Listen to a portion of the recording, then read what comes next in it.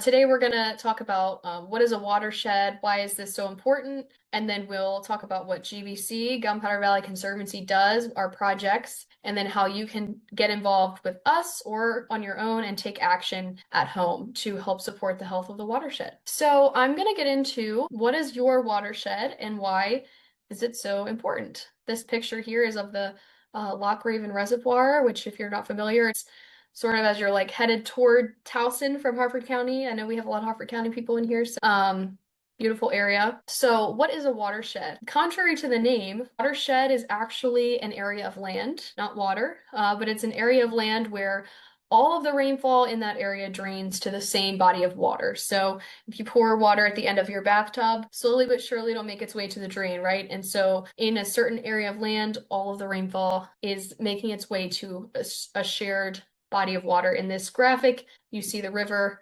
and it takes time, but the water is making its way there. So I'm hoping and assuming everyone knows their address, but do you know the watershed that you live in? Where does the water go when it rains on your home, in your yard, on your driveway? And this is something that GVC wants to bring awareness to, is what watershed do you live in and what exactly does that mean? So most Maryland residents live within a half-mile of a storm drain, stream, or river. I know I do. I live probably less than a half-mile from a small little creek, and all of the water that comes through those tiny streams or rivers ends up in the Chesapeake Bay. So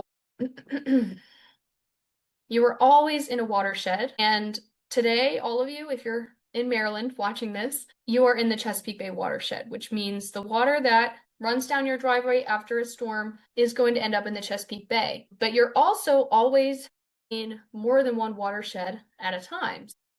For example, I'm currently at my sister-in-law's in Timonium, so I'm in the Chesapeake Bay watershed right now, but I'm also in the Loch Raven Reservoir watershed, and then I'm also in a smaller sub-watershed. Couldn't tell you because I don't live here, but it goes to show that you're always in multiple watersheds at a time. I'm trying to minimize, sorry, my video here. Okay, so I'm looking for, here we go. I want to skip ahead to this and I'll go back. If you look here, this shows some watersheds that are in and around Harford County. I actually live in Harford County. I live up in Street. I live very close to Rock State Park. So the stream that's near my house leads to Deer Creek. And as you can see in this map here, the purple area is part of the lower Susquehanna River watershed. So I want to invite you to unmute and just share if you can tell based on this map which watershed, which river basin you are in the watershed for. So I'll go ahead and get started. So I am in Abingdon, Monmouth Meadows. So I'm just right off Tollgate Road above Singer. And I believe, according to this map, we are Bush River. Okay, very cool. Nice. Anybody else able to spot where they're at? I'm Kingsville and I'm Gunpowder. Okay, so we got somebody here who lives in the Gunpowder watershed, this blue Gunpowder River watershed. Okay, so now I will jump back to our previous slides. So you're always in a watershed. You're always in more than one at a time, like I said. And so sorry. And our watershed health is something that can be scored and something that can be quantified.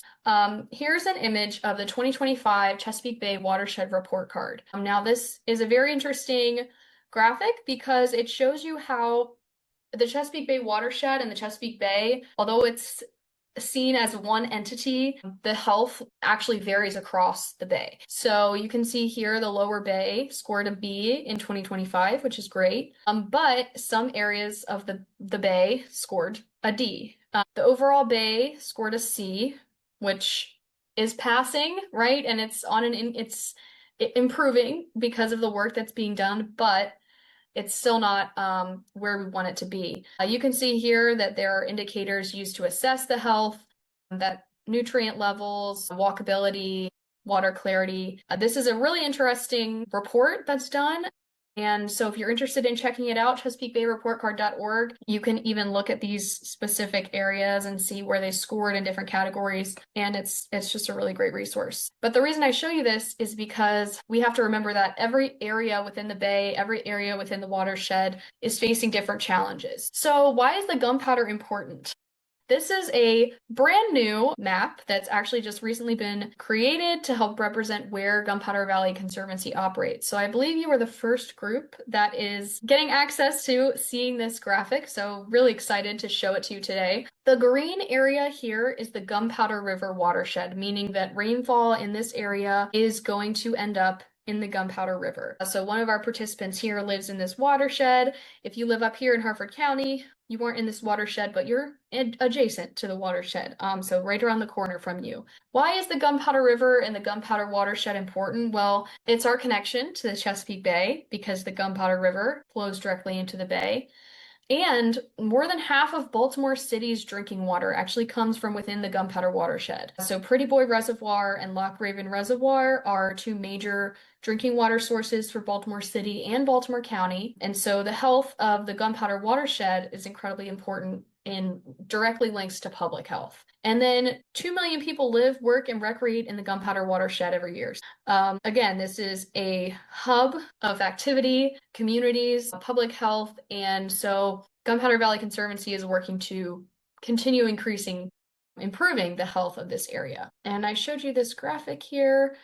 This is pulled from Hartford Stream's website, so if you're interested in exploring it more, zooming in, figuring out which sub-watershed you're a part of, it's fun, or at least for environmental nerds like me, it's fun. But ultimately, that water is going to end up in the Chesapeake Bay, no matter which part of Harford County you live in. So, where does your water go? Here is a very simplistic graphic that shows what happens when it rains and how increased impervious surfaces result in increased runoff and increased pollution. So, as you know, Maryland continues to develop, and Harford County especially. Like I said, I live in Harford County. I was born and raised in Harford County, and even in just my lifetime, I have seen so many shopping centers being put up and gas stations. And so, unfortunately, forests and fields are being replaced with these roads and roofs, and those surfaces cannot absorb and filter stormwater. So, in this graphic here, it just shows a little house and a road, but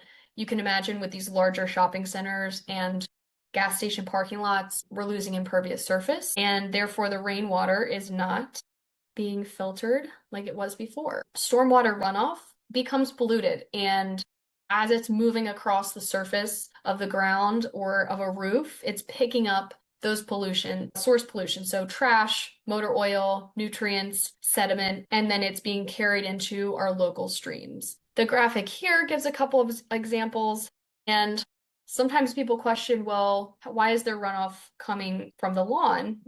Grass is a plant, so wouldn't it be absorbing? Well, grass that grows in our lawns in this modern day is unfortunately not super pervious, and Embram is going to go into this later when we talk about native plants, but you probably will notice runoff from your lawn picking up any type of fertilizer. So what we do in our yard really matters, and what we do in our neighborhood really matters, because stormwater is inevitable, right? And stormwater runoff is inevitable, but what happens to that runoff, we can make an impact. Stormwater runoff is also untreated. So Amy, one of our outreach coordinators, has a picture here of a storm drain on her street, and it drains right to the Bird River. And you can see there the Bird River becomes very muddy and polluted, especially after a rainstorm. Unfortunately, stormwater doesn't get treated, it just goes directly to the body of water. So anything that's being picked up and carried into the storm drain is going to end up in the river. Finally, this is a side note that we've just been talking about throughout the winter, is that salt here isn't safer.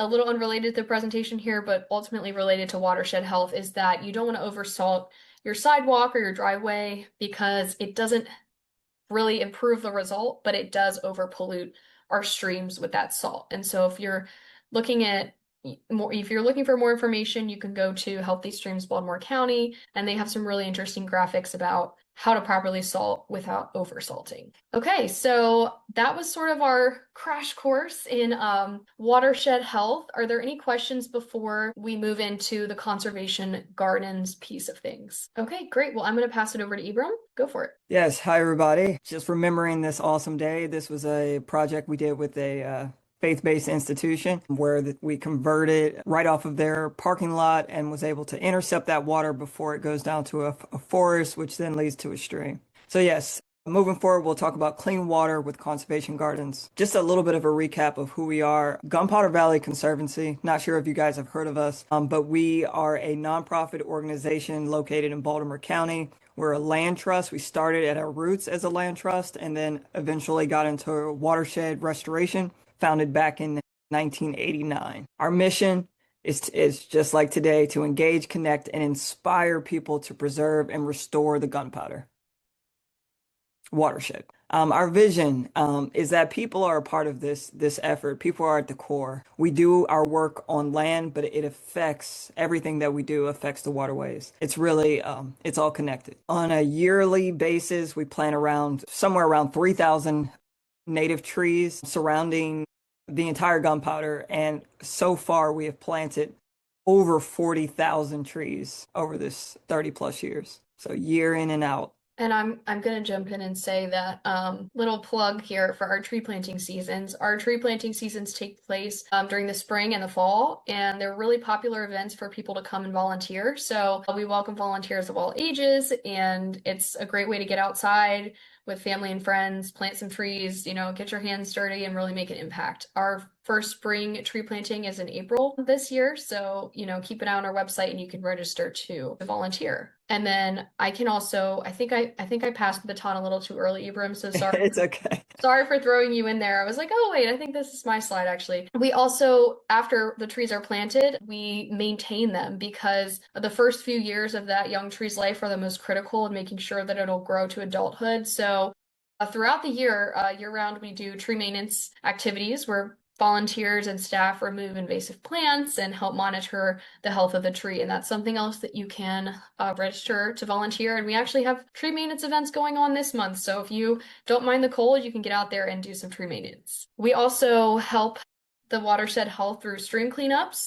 This picture is from a Middle River cleanup where we removed over 900 pounds of trash, which was awesome with this small but mighty group of volunteers here. You can see me in the front with the blue shirt on, and it was a great time. We also have people adopt stream segments. We have an Adopt a Stream workshop coming up on April 4th. So if you're interested in adopting a stream segment or learning more, we'd love to see you there.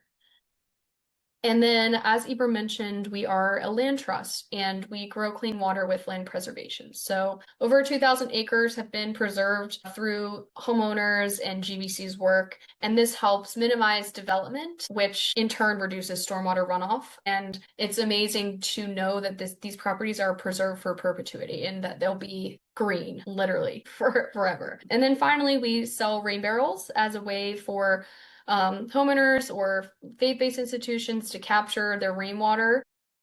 It allows them to use this water later, but it also slows down the runoff. So instead of having the rainwater flushing out quickly through your storm drain, it's being collected in the rain barrel and then can be slowly released or used to water plants. Amy, can I chime in real quick? So I noticed on that slide, it's because I've got 2 rain barrels myself and I put them in. The $75, it comes with the free installation. Yes. So okay. If you're interested in. So I want to highlight that because, when you're putting in these rain barrels, not everybody, can get the barrel, haul it and things like that. So I think that's really important is, I paid more than that for just the barrel and still had to do the work. So that's a great deal. Just want to throw that out there. Free installation is nice. Thank you. Yes, we do pride ourselves in offering a good deal with the rain barrels, and we also host rainbow workshops where you can learn about, how to best use it and the impact it can make. Okay, and now I'm passing it back over to Embram as I was supposed to be passing it on this one. All is well. Yeah, so again, growing clean water with, in this case, we're calling them Clear Creeks practices. And that basically there are a lot of ways to clean the water and create these clear creeks, but there are specific practices. One, Elizabeth just mentioned with the rain barrels, but then also our conservation gardens. You may have heard this term. They're essentially gardens that allow for water to be slowed down, to allow that water to seep in and treat water. Our program, so we currently have grant funding if you're within our watershed. And I believe it includes, because the gunpowder watershed goes a little bit into Harford County, so you'd have to kind of pay close attention to the border or send us your address and we can let you know if you're in the Gunpowder watershed. But we have a program that provides significant discounts, anywhere from 70% to 80% off the total cost. And this includes rain barrels and our gardens. And it's open to homeowners, businesses, institutions, faith-based, schools, private, everything. So one action can make a difference. When we think about that rain barrel image, it may seem small at only 50 gallons, but you imagine if you have a block of neighbors lined up, 10 homes, can make quite a bit of a difference over a summer. For example, one barrel can collect over 1,300 gallons during a single summer. If you multiply that over your row of neighbors, that's 13,000 gallons. That's quite significant. So we install several types of conservation gardens. This can include native plants, just like what we're calling bayscaping. We're replacing non-native plants and replacing them with native plants. They help to reduce standing water. They're quite attractive. They can certainly be quite attractive. And with our program, it allows people to save, like I said, that 60 to 70% on their garden. So you may or may not be familiar with the plant palette for native plants. Sometimes native plants have a bad rep. People feel like maybe they're leggy or they get too big or whatever be the case. But the truth is, it's all about right plant, right place. And this, I think, hopefully demonstrates to you that there's quite a bit of variety and they're adapted for all sorts of circumstances. So full sun, part sun, understory trees, canopy trees, wet environments, dry environments, shade gardens, you name it, there's a native plant that's happy. Oftentimes people will plant, like I said, the wrong plant in the wrong place, which creates some issues. So why native plants, right? So you may have heard about native plants and the push for native plants, but the truth is native plants are just more powerful. One, they're adapted to this region. When we say native, that means they're growing either native to Maryland specifically. They can be hyper native to like the Gunpowder and all the way to like the Mid-Atlantic and then even, I guess, more broader North America. But what makes them so well adapted is their ability to grow roots. As you see in this image here, that fescue, that little small root system is a very shallow root system, which means it needs a lot of resources. You have to water it because its roots are not able to receive resources that are held in the soil. Whereas with native plants, you're talking the average plant at least 3 feet of roots, which means it's able to go down in the soil, stay cool, stay calm. So during droughts, it is not stressed out. It is not struggling. It's actually able to tap into the moisture in the soil and stay cool. In addition to their extensive root systems, native plants provide habitats. Another major reason for native plants is that they provide the food for the insects and the animals that live in this area, that have grown in this area, are adapted here. Many of these insects need very specific food, just like us. You get acquired to a taste, and they support their health and their when they're going through their kind of genesis, so to speak, their life cycle. For example, the monarch butterfly that we all love, it feeds off of the milkweed plants specifically. The Baltimore checker spot, not only is it endangered, but it relies on a rain garden plant called the white turtlehead specifically. Also for habitat, the diamondback planted terrapin that we love so much, in addition to it being our official state reptile, it relies on the tidal marshes, which grow specific native grasses that it likes to bury in and hatch its eggs. And I also want to mention just a fun fact that the photo we have here for the monarch caterpillar and the photo we have here for the terrapin, both of those are photos taken actually in a GBC rain garden that we've had people send us and say, look what we spotted, in our rain garden or conservation garden. And so we love to feature these photos because it's just evidence of the rain gardens we plant are truly being used as habitats by these amazing animals. So yeah, you imagine without these places, as she showed the photo of all the impervious surface and how we're building up everywhere. Every time we add something in our built environment, we take away the habitat for these animals. So by bringing it back into our yards, it gives them somewhere to really kind of thrive. So soil is an ecosystem all unto itself. Soil health and vitality is really critical. It provides the plants the nutrients that they need. You know, you may have heard of this matrix of the soils. You know, it's ranked from A to D, but essentially it's like the clay or the sand or the silt. The combination of those things is what holds the nutrients. So you really want a nice mixture. In addition to holding nutrients, it holds water. Soil it can, especially that nice humus combination of like all of the organic matter when it's in a nice blend, it can hold a tremendous amount of water. In addition, it also filters and buffers and actually acts as a filter for pollution. So we like to see water as the filter for our pollution, particularly for water quality. It also has many different complex microbes that provide habitat for a diverse ecosystem. So this is a neat graphic that tries to illustrate how different types of practices actually contribute to water quality and the benefits. So a basescape is not quite as powerful as a rain garden in terms of how much water it can hold and treat and intercept. However, it is valuable all unto itself. Just replacing your lawn, replacing a non-native garden is already working. However, if you want to take it up a notch, you could do a rain garden, which is going to capture more of that water and provide more biological benefit.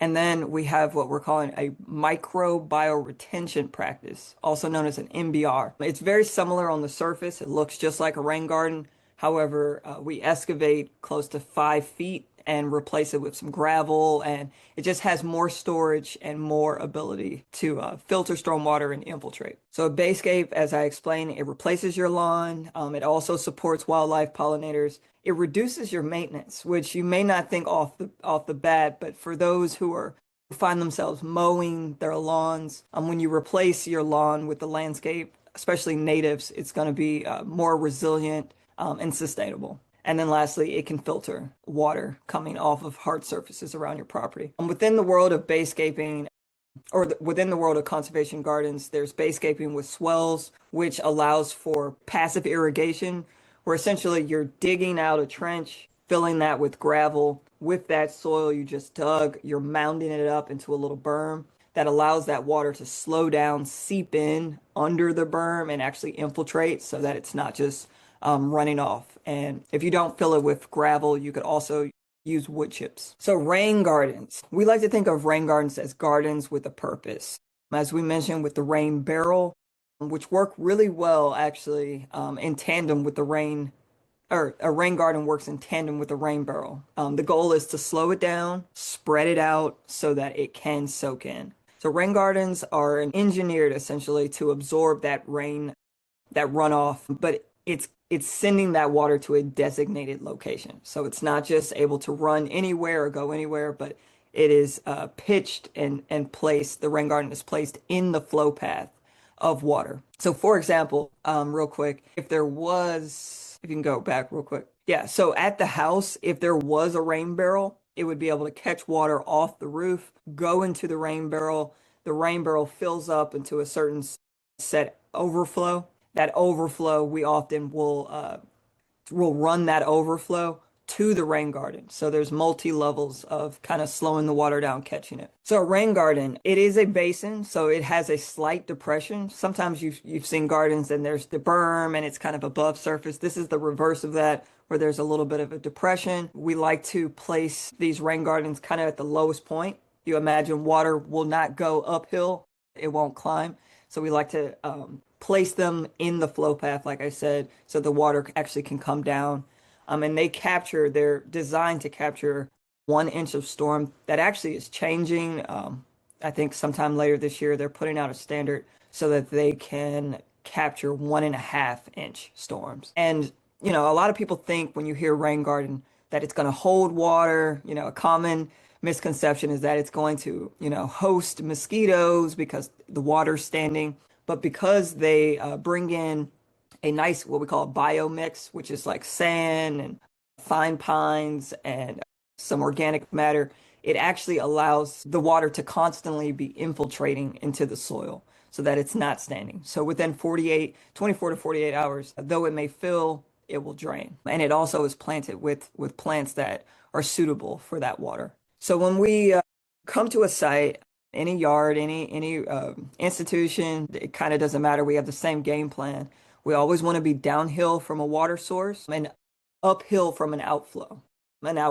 And basically that's where we designate for the water to flow in the event that it fills up. We need to be 25 feet from a septic field.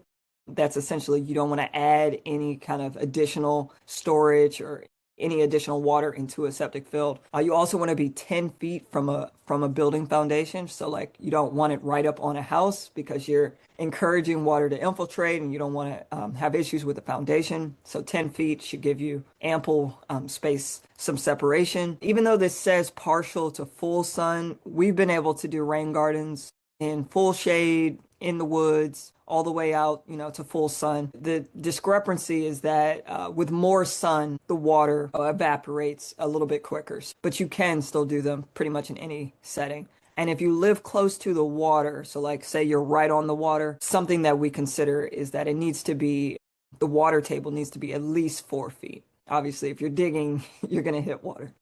So rain garden design, we try to accommodate the existing conditions of a site. So like if there's a pathway, we'll put it, in an organic shape around that pathway. We're not trying to impose or like sit it out and just have it in isolation. We want it to fit in your existing landscape and be an asset.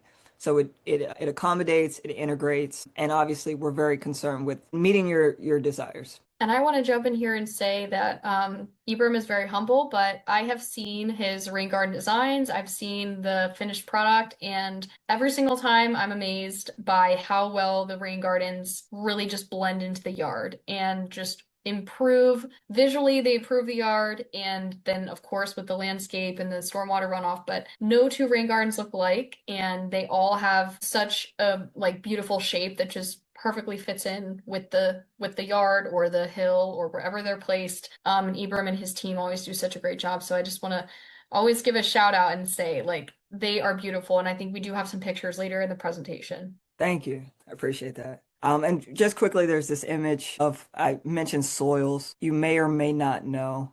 It's on the previous slide. Sorry. Okay, let me see here. Here we go. Yes. So clays, if rain falls on clay soils, they're very sticky, they're very compact. It does not infiltrate very, very well. For loam soils, which is kind of like the sweet spot, it infiltrates, but it doesn't move through too quickly. With sand, just like you're on a beach, you drop, a cup of liquid on the sand, it drains right through. So a rain garden has a bio mix of all three of these because your nutrients are held in this clay. The loam is like that sweet spot of where everything grows, and the sand increases infiltration. Right. So this is a lot of numbers, and I don't anticipate for you to absorb them. However, this is kind of explaining the process. So Elizabeth mentioned a watershed, big picture. But we even see your own personal property as its own watershed, and your neighbors contribute to it. So just because you have an issue on your property, oftentimes we're looking up and around to see where water is coming from to get to your property.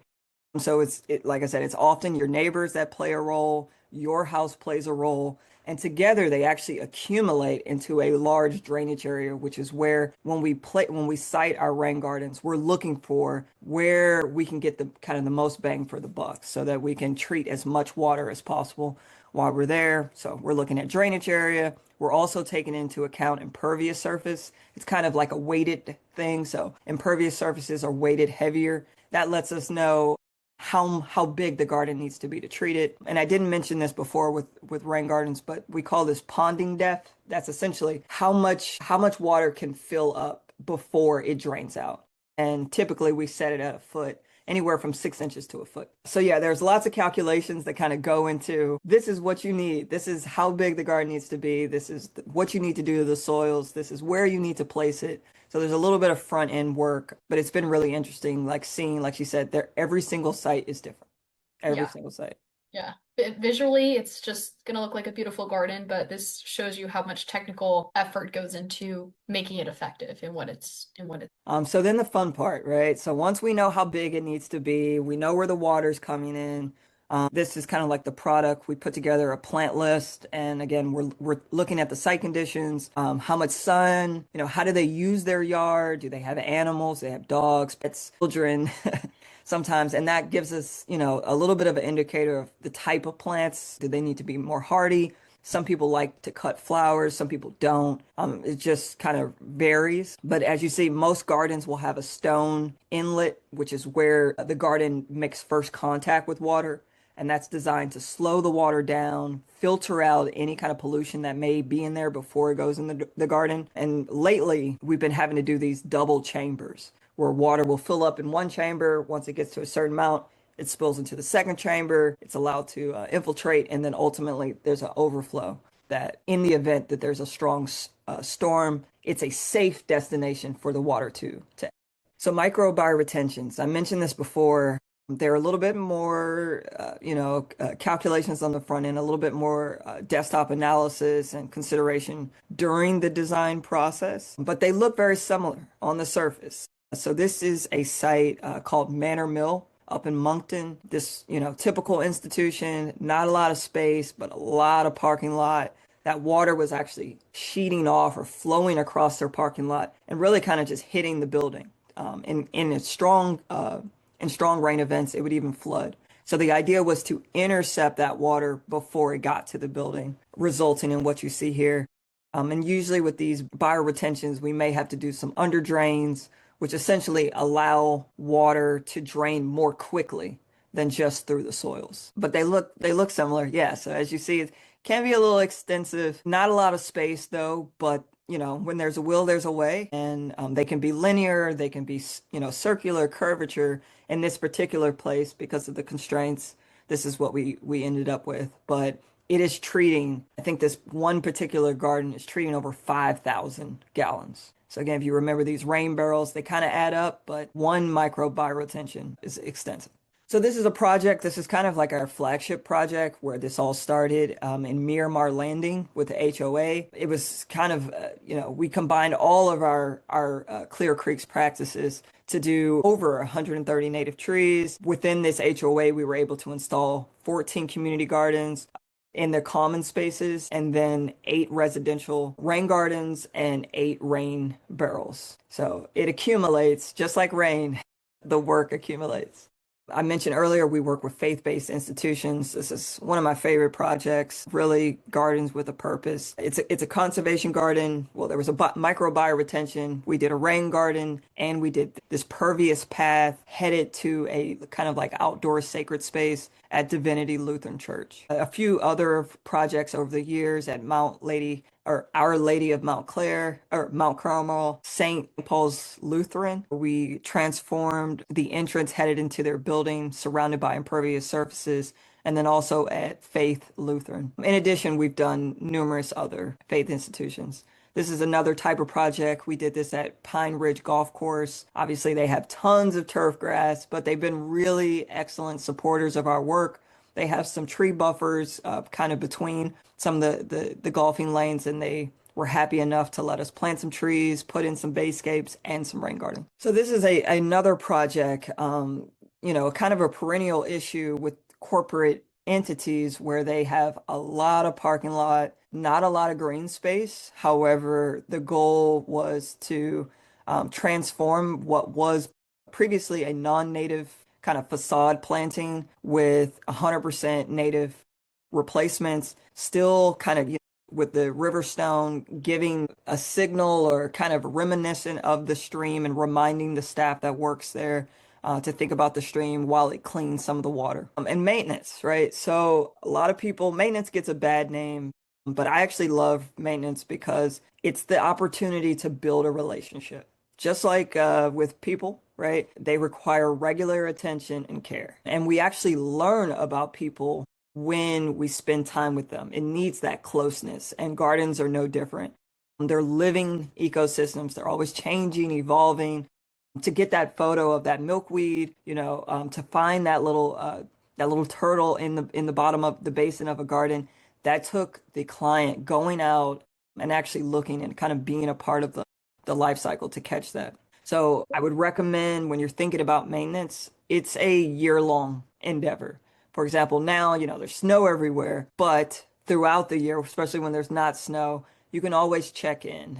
You'll learn a lot through the seasons. So I recommend there's no best time to do maintenance. You kind of just keep an eye on it and constantly checking on it. So there are a few ways you can take action at home. I haven't seen this photo before, but I love how everybody's like mid conversation. So it's a great photo. First of all, if you're looking for inspiration in Harford County, Grow Wild Harford has compiled a pollinator gardens trail. So there are 20 gardens across 19 locations in Harford County where homeowners have created pollinator gardens.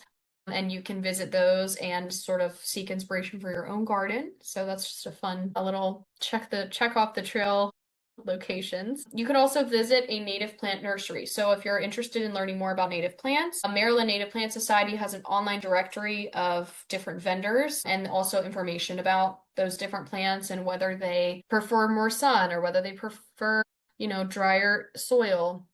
And it can help you make a plan for your garden if you're interested in sort of basecaping yourself. You can also find native plants by traits. So if you have a very shady yard, you can go onto the Alliance for the Bay Native Plant Center and check out, what's your sun exposure? What region are you in? And it will help you narrow down which plants are going to be best for your yard or for your neighborhood. You can also consult local guidebooks. There are lots of great resources out there. One of them, the Maryland Native Plant Guide Piedmont. There's a free PDF.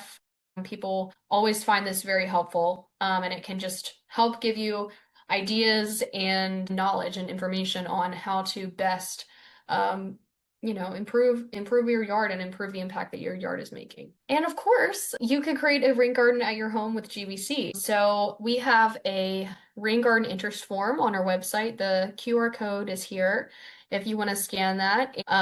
The first step is to submit this interest form. Let us know, where you're at, what you're interested in, if you're interested in a basescape or a rain garden. And then we would do a desktop assessment. So evaluating your property. And Embram, you can jump in if you want to share more about this. Sure. Yeah. Once you fill out the form, it comes basically directly to me, where we will first do a desktop analysis, making sure you're in the watershed. But we'll also be looking at the location, kind of figuring out what watershed you're in, looking at the soils before we even come to the property, just to get a baseline understanding. And then most importantly, the topography. So how water moves across your property. Following the desktop analysis, I'll reach out to you. We'll set up a site visit. We'll schedule a site visit. I'll walk the property with you.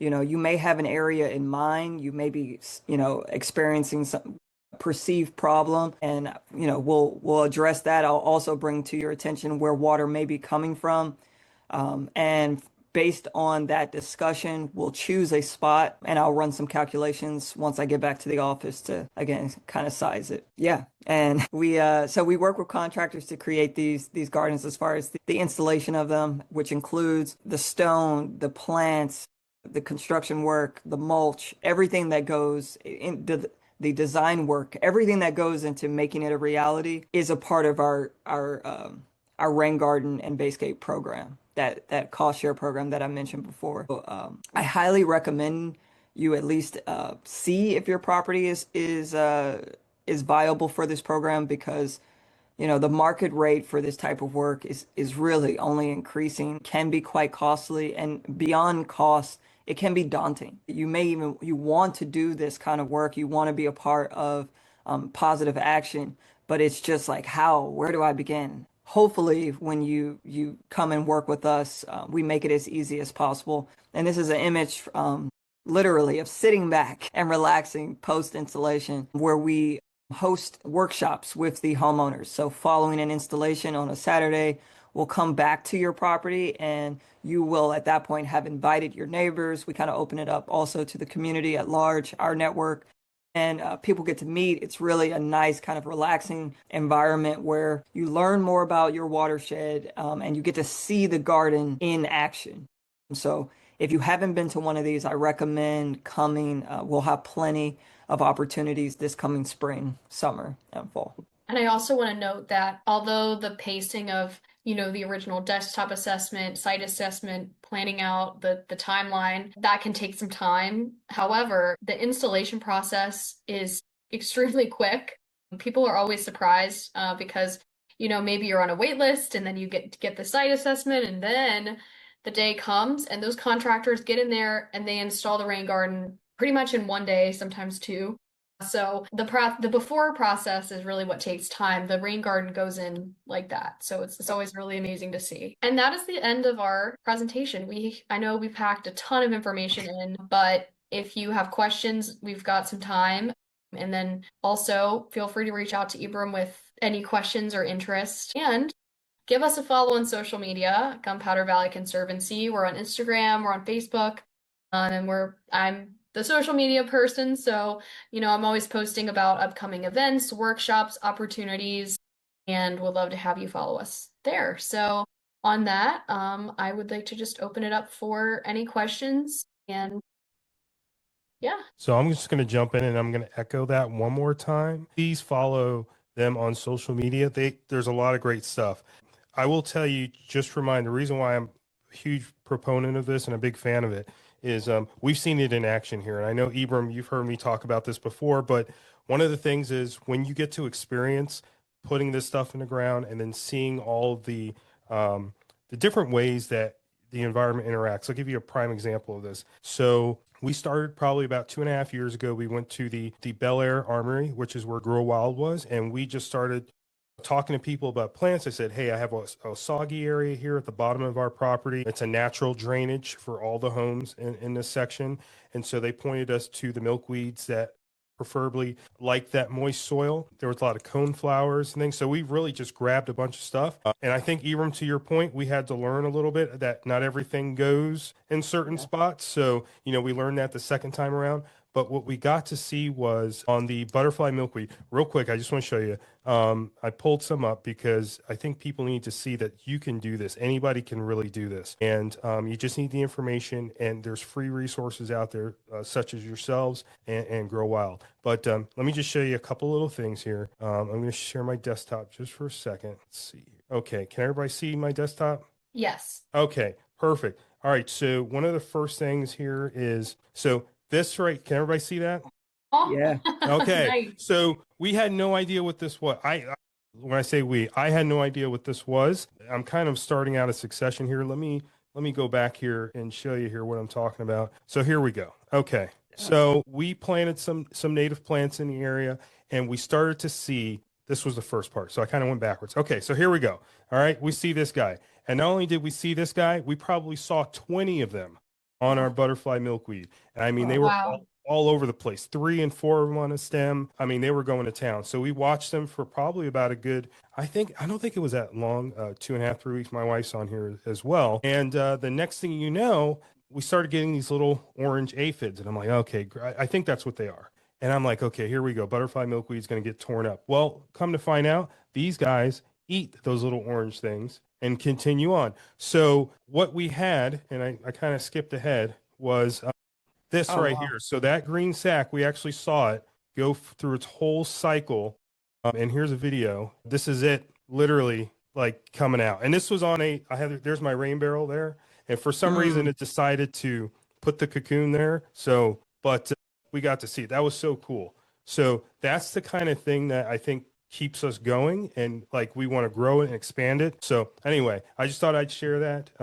But what you guys do and what we can do as stewards, whether we own a home, whether we're renting and we're gonna own, or if we're a business, is vital. So I'll just leave it at that. And let me get back here and I'll turn it back over to you guys. Absolutely. Yeah, that's awesome to see. And I just want to mention too, if you're on this call and you're not a homeowner, or your Right. yard is not something where you could be installing a rain garden, if you attend a, Yes. gym or a church that you notice a stormwater issue, or maybe they have an area where you think a rain garden could be installed, please refer us to any local community organizations, because we are seeking rain garden sites actively, and we're seeking institutional sites as well. So we always appreciate recommendations of a spot where you're like, hey, I've been noticing this stormwater issue, or oh, this local business is interested, and it doesn't have to be at your home.